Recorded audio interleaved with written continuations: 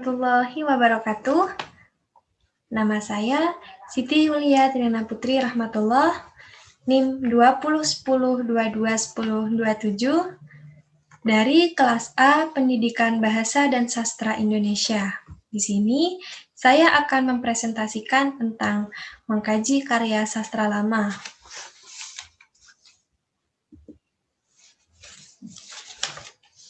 Karya sastra. Apa sih karya sastra itu? Nah, karya sastra itu adalah tulisan yang dibuat oleh seseorang berdasarkan pengamatan, pengalaman, dan daya imajinasinya dengan menggunakan bahasa yang indah. Biasanya, karya sastra itu juga merupakan media bagi para sastrawan atau penulis untuk menuangkan idenya atau mengungkapkan idenya. Berdasarkan jenisnya, karya sastra itu dibedakan menjadi puisi, prosa, fiksi, atau meliputi cerpen, novel, serta roman dan drama. Nah, dari penjelasan tadi dapat disimpulkan bahwa karya sastra adalah suatu hasil karya seni, baik lisan maupun tertulis. Selanjutnya adalah karya sastra lama. Karya sastra lama adalah hasil sastrawan pada zaman kerajaan atau masa di mana belum adanya pergerakan nasional. Sedangkan karya sastra lama itu bisa diistilahkan dengan sastra klasik yang dapat diartikan sebagai karya sastra yang memakai bahasa Melayu. Sedangkan untuk bentuk-bentuk kesusastraannya yang berkembang seperti dongeng, mantra, pantun, dan sejenisnya. Karya sastra lama biasanya bersifat moral, pendidikan, nasihat, adat istiadat, serta ajaran-ajaran agama. Berikutnya adalah jenis-jenis karya sastra lama. Nah, jenis-jenis karya sastra lama ini terbagi menjadi dua, yaitu puisi dan prosa.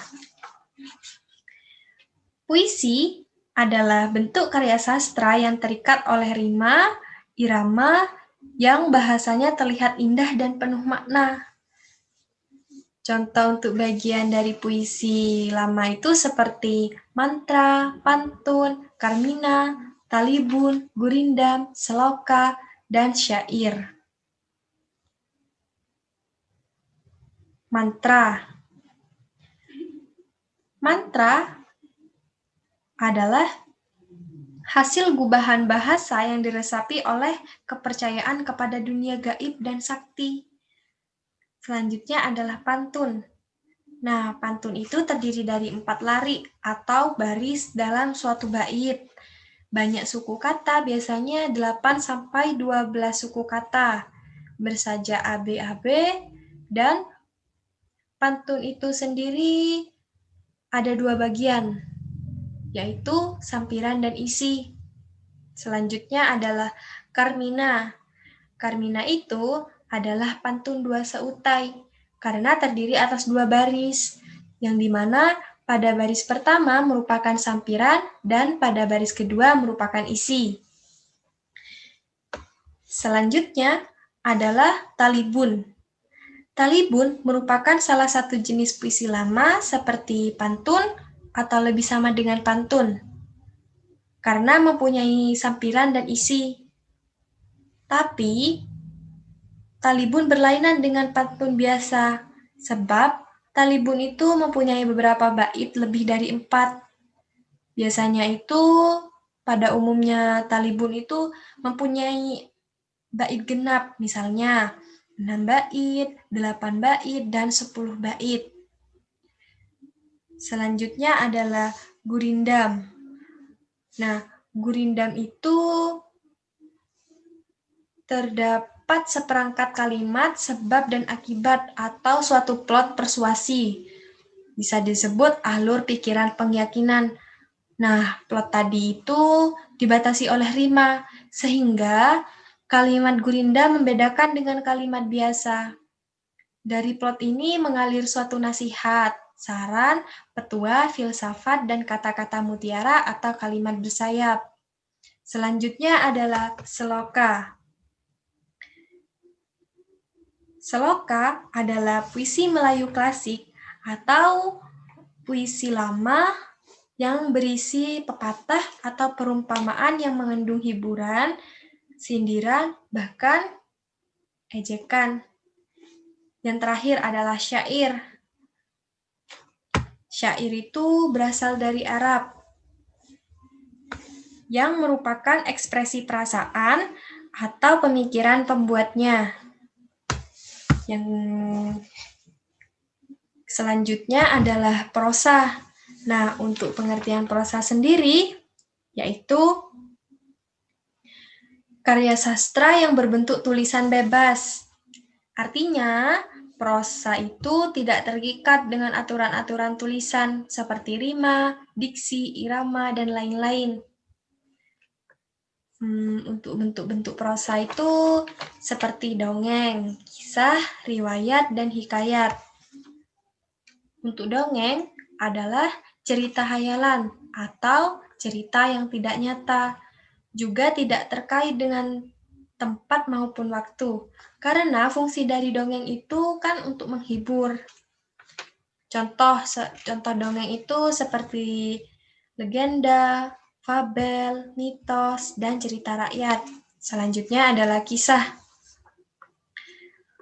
Di kisah ini orang menceritakan perjalanannya, atau orang itu menceritakan perjalanannya orang lain atau menceritakan perjalanannya binatang. Contoh, kisah Nabi Ibrahim, kisah Nabi Yusuf, dan kisah Nabi Yunus, dan lain-lainnya. Selanjutnya adalah hikayat. Hikayat yaitu mengisahkan tentang kehebatan maupun kepahlawanan seseorang lengkap dengan keanehan atau kesaktian serta mukjizat tokoh utama. Selanjutnya adalah riwayat. Riwayat itu menceritakan biografi. Ciri-ciri sastra lama. Nah, untuk ciri-ciri sastra lama itu yang pertama adalah ceritanya berpusat pada kehidupan istana atau istana sentris. Yang kedua, terikat oleh aturan-aturan yang ada, terutama puisi seperti yang sudah dijelaskan tadi. Yang ketiga, di bidang prosa kebanyakan bersifat hayal. 4. Sifatnya statis atau tidak berkembang. 5. Tanggal dan nama pengarang tidak dituliskan. 6. Lebih menonjolkan kehidupan kolektif daripada individual atau milik bersama. 7. Bersifat anonim, nama penggunanya tidak dikenal.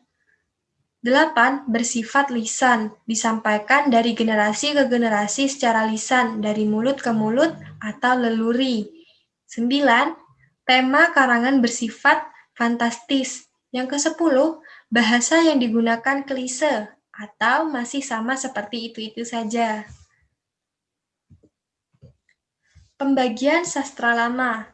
Nah, dalam pembagian sastra lama ini dibagi menjadi 3, yaitu pertama, kesusastraan zaman purba, yang kedua, kesusastraan zaman Hindu-Buddha, yang ketiga, kesusastraan zaman Arab-Melayu.